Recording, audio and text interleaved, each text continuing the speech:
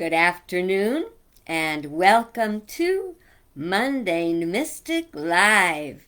Today, our topic is Children of Darkness, Children of Light, also known as Sons of Darkness, Sons of Light. I call myself the Mundane Mystic because I take mystical or spiritual looks at the everyday or mundane activities in our lives on planet Earth and invite you to follow both the messages that I post and also to practice some of the principles I teach you in your own life. If you want to have a better, more peaceful, more meaningful life, I have some great things to teach you about it. The first thing that we want to talk about today is please don't be triggered by traditional words as I talk about things like what it says in the Bible and other sources, or about the sometimes scary things that you may hear in this context. We'll begin with the Bible. In the Old Testament and the New Testament and the Dead Sea Scrolls, it is mentioned that there is this one great battle between the sons or the children of darkness and children of light. And that's what we have to be preparing ourselves for. And so that does sound kind of scary. It is also the title of a book by Reinhold Neubauer. He had a very interesting life. He was a Catholic. He was an agnostic. He was an atheist. He was a Democrat. He was a conservative. He was a Republican. He did this whole life being a seeker, actually, of truth. And he wrote some books, and some of the books didn't do too well. And some of the books, he actually, afterwards, he said, no, he recanted. That's not the way it should be. That's the way I thought now. And if we're living our life as we're supposed to be, learning, we too will find that there's times when we have to, adjust something we said. Now, when we really focus on truth and what we really believe, we are grounded enough. First of all, we can admit if we made a mistake, but also that we are strong enough in what we believe to stand for it. Now, where is this truth? Are we a child of darkness or a child of light? There's so many things. If you do this, you're going to go to hell. If you do that, you're going to be carrying sins forever. I've been told more than once that I was going to be thrown into the fiery lake. That was kind of scary because my spirituality is metaphysical as opposed to traditional. So if you look at, we look at the Bible on three levels, which is, first of all, there is a literal meaning, something happened. There is a moral meaning that applies to us in our mundane, everyday lives. And then there is the deeper spiritual meaning. So we're going to be looking at that deeper spiritual meaning today. And we begin with what are the sons of darkness, or the children of darkness and the children of light. I don't mean to kind of scare you, but we are in a battle. That battle has been going on for thousands of years, and it comes around like cycles, and it comes around and it goes in this direction and it goes in that direction, all through consciousness. And we're very frightened of the end, which we call the end of times. And what is that end, though? I'll tell you a story about pinochle. Now, it doesn't sound very spiritual, but I got a real spiritual lesson about it. Many years ago, I used to play pinochle. My then husband and I would get together with my friend and her husband, and we would play pinochle. Well, I am not a dumb person, but I could not get bidding with pinochle. I could do it with setback. I couldn't do it with pinochle. And I'm like, what's wrong with me? And I struggled, and my former partner, my former husband, would be saying to me, 3 against 1, we're always playing 3 against 1. Then came that day. All of a sudden, I got it. I knew how the bidding thing worked. And you know what? We never played Pinochle again. It wasn't that we didn't want to, it just kind of never happened again. And I kind of think if we look at end of times, like what if it is the end of these painful times of ongoing suffering and stress and distress and hate and division? See, we haven't gotten it yet because there's always a winner and a loser in our concepts of, who won this fight. The only way we win is when we all win.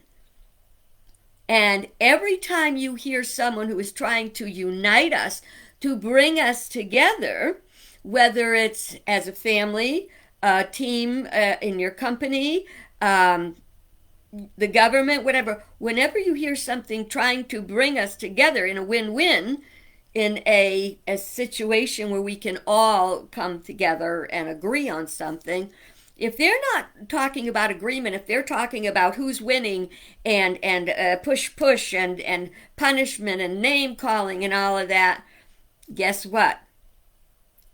That's the darkness. You see, the battle we're in is a battle of illumination, which is wisdom. It is enlightenment against the darkness, which is ignorance. Ignorance covers a lot of ground. They all cover a lot of ground. I want to show you, this is my basic theological point here. This is our consciousness. And our consciousness has a lower level, which is human feelings or emotions and human thoughts, solution, ideas. The upper or the spiritual aspects of our life are the intuitive sensing. Now there's a difference between intuitive. Intuitive is when it's in here, you get this and sensing is when you get a feeling like your hair on your arm stands up or something like that. You sense it. You can feel it. There's something there. Now you might have heard the terminology seventh heaven. I'm in seventh heaven. As I see it, these levels of consciousness go from a lower, which is very base, very human, totally in the dark about anything greater than me. This is absolute narcissism, base emotions, carnality, and then as you move up, the idea is to move our consciousness up into the intuitive sensing area. Here we think we have all the answers. Here we know that there is a higher source beyond our little self. But yet this higher source is a part of us. We call that spirit, divine mind. So the battle of darkness, of children of darkness and children of light, sons of darkness, sons of light that we go through, is about taking our lower consciousness and elevating it to higher consciousness. As we go to the level of seventh heaven, to me, the level beyond this would be total oneness. And that's where there, as the book of Revelation says, there will be no more tears. Every tear will be wiped away and death will be no more. So what if this battle is ongoing? It's inside of us. It's a part of who we are. It's when we decide what we really want in life, and are we willing to do what we have to do in order to achieve that. It works in our lives, in our families, in our country. It works in our finances, whatever it is. You're going to hear me say this over and over. You know what? Repeating is a good thing because we put so much negativity into our minds all the day. We take it in sometimes in television and gaming and conversations and gossip. So we take in all this negative stuff. So it actually takes a big lot of energy to lift ourselves up. They say that one pessimist can pull down 5 optimists faster than one optimist can pull up 5 pessimists. It's really, it's easy to pull people down. It's harder to pull people up. Oh, then 5 optimists can pull up 1 pessimist. Sorry, get that wrong sometimes. So we want to uplift our consciousness. I'll make sure I don't miss anything. So let me just, why are we in the dark? A lot of times because we think that we are all that is. We think that we are the important when we don't realize there is a greater whole. Lot of scary stuff in the darkness. There's a lot of evil. Did I say evil? I did. What that means, if you spell evil backwards, what do you have? Live. So evil is living backward. It's living contrary to all that is good. And as long as we're living contrary to all that is good, we will have problems. Why? Because we're here to learn. And the thing is, if we don't get it, and if we don't learn, it gets worse. It gets worse and worse until we either learn or die. I mean, I don't have to learn or die and then have to be born again and go over the whole dang thing again. I always say I take good care of the planet because I don't want to have to come back and do it over again, especially not if we don't take care of the planet, because what people would have to face is really scary. In the darkness are things like lies, deceit, hate, conspiracy theories. Conspiracy theories. Why are conspiracy theories in the darkness? Because number one, they're ideas, they're theories that people take as truth. They take them without question as truth. That is a scary thing. I don't know about you, but I have been working most of my life toward being a child of light. For one thing, I don't like suffering, and I don't want any more suffering than I have to have. The other thing is that I love people. I love people, I love dogs, I love nature, I love cats, I love animals, I love everything on the planet. I even love people I don't like. How do you like that? See, love is a principle. It's not an emotion. You see, in the darkness, love is about our emotions. In the higher, love is about intuitive sensing. It's knowing that we're all doing the best we can for where we are. I invite you to be a child, a son, a daughter of light, and to do that by learning. You only have to pay attention, and you're never too broke to pay attention. So even though I might not have told you about your life today, I might not have told you what you specifically need to do, what I have to tell you is if you're making mistakes and you don't address your mistakes and it keeps happening to you again, sit down, analyze it, because in all your mistakes and all the issues you have, you are the common denominator.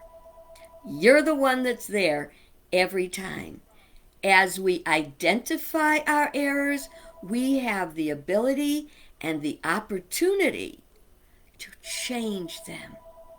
As we change our thoughts, as we elevate our thoughts from the lower to the higher, we change our lives.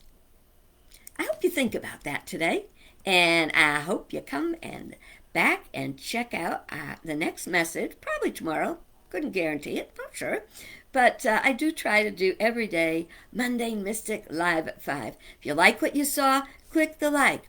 If you want to see more, I'm going to upload this to YouTube, to my YouTube channel, which is Alicia Leslie, Mundane Mystic, and you can find it there. You click subscribe, and you'll never miss a video. You'll find a lot of other fun videos in there as well. I went over time, didn't mean to. You have a bright, beautiful, a better than average day. And may God bless you. Good. Bye-bye.